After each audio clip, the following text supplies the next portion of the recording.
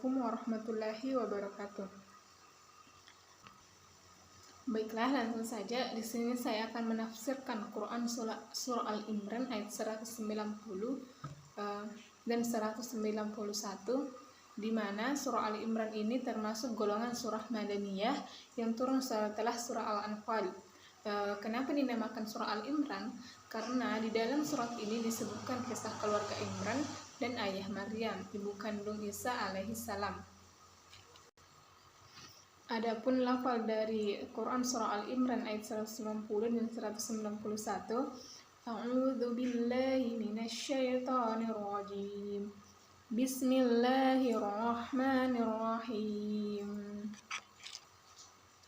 Inna fi khalqis samawati wal ardi wa ikhtilafal laili wan nahari liayatin liulil albab. Alladzina yazkuruna Allaha qiyaman wa qu'udan wa ala junubihim wa yatafakkaruna fi khalqis samawati wal ardi. Rabbana ma khalaqta hadza batila subhanaka faqina azabannar. Yang artinya, sesungguhnya dalam penciptaan langit dan bumi dan silih bergantinya malam dan siang terdapat tanda-tanda bagi orang-orang yang berakal, yaitu orang-orang yang mengingat Allah sambil berdiri atau duduk dalam keadaan berbaring, dan mereka memikirkan tentang penciptaan langit dan bumi seraya berkata, Ya Allah, ya Tuhan kami, tidaklah Engkau menciptakan ini dengan sia-sia. Maha suci Engkau, maka peliharalah kami dari siksa api neraka. Baiklah, selanjutnya saya akan memaparkan video tentang tafsiran Quran surah Al-Imran ayat 190, yaitu tanda kekuasaan Allah, yang berbunyi Inna fi khalqis samawati wal ardi wa ikhtilafal laili wan nahari liayatil liulil albab. Artinya, sesungguhnya dalam penciptaan langit dan bumi dan silih bergantinya malam dan siang terdapat tanda-tanda bagi orang yang berakal. Surat Al-Imran ayat 190 ini menjelaskan bahwa dalam penciptaan langit dan bumi, silih bergantinya malam dan siang terdapat tanda kekuasaan Allah bagi yang ulul albab, yakni orang yang berakal, orang yang mau berpikir, dan orang yang mau memperhatikan alam dan orang-orang yang kritis.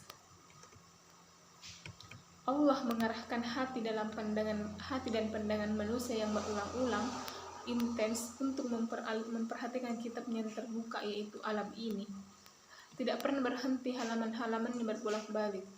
Kata Sayyid Qutb dalam tafsir fi Sihlal Quran, maka setiap halamannya tampaklah ayat yang mengesankan dan mengkonsentrasikan dalam fitrah yang sehat perasaan terhadap kebenaran desain alam ini.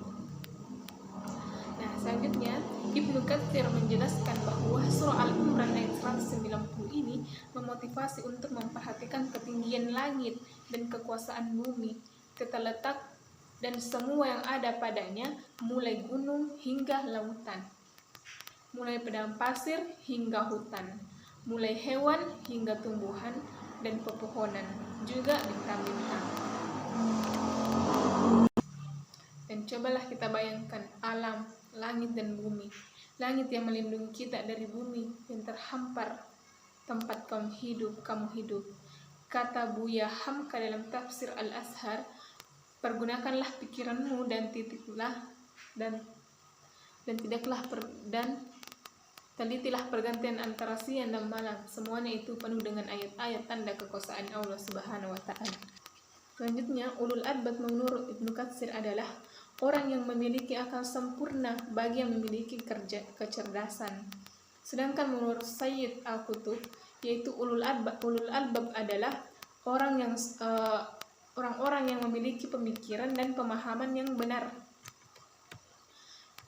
Orang yang memiliki pemahaman bahwa penciptaan langit dan bumi serta pergantian siang dan malam dapat merupakan tanda-tanda kekuasaan Allah Subhanahu wa taala. Mereka itulah ulul albab. Sedangkan orang-orang bodoh, meskipun ia melihat langit dan bumi secara melihat pergantian siang dan malam setiap hari, mereka tidak sampai pada kebenaran itu, meskipun secara akademis dia dikenal pandai. Karena itulah Amir bin Hasim yang oleh kaumnya yang diberi gelar Abdul Hakam, dalam istilah diberi gelar Abu Jahal. Selanjutnya ayat kedua yaitu Quran Surah Al-Imran ayat 191 atau ciri ulul albab, yaitu orang yang artinya yaitu orang yang mengingat Allah dan sambil berdiri atau duduk dalam keadaan berbaring, dan mereka memikirkan tentang penciptaan langit dan bumi seraya berkata, "Ya Allah, ya Tuhan kami, tidaklah Engkau menciptakan dengan sia-sia, Maha suci Engkau, maka peliharalah kami dari siksa api neraka." Siapakah itu ulul albab yang disebutkan dalam surah Al-Imran 190, yaitu ayat 91. Ini menjelaskan bahwa ulul albab adalah orang yang banyak bersikir dan bertakafur. Ia bersikir dalam segala kondisi, baik saat berdiri, duduk, ataupun berbaring. Ia juga mentakafuri, memikirkan penciptaan alam, hingga sampai pada kesimpulan bahwa Allah menciptakan alam tidak dengan sia-sia. Maka ia pun berdoa kepada Allah Subhanahu wa taala memohon perlindungan dari siksa api neraka.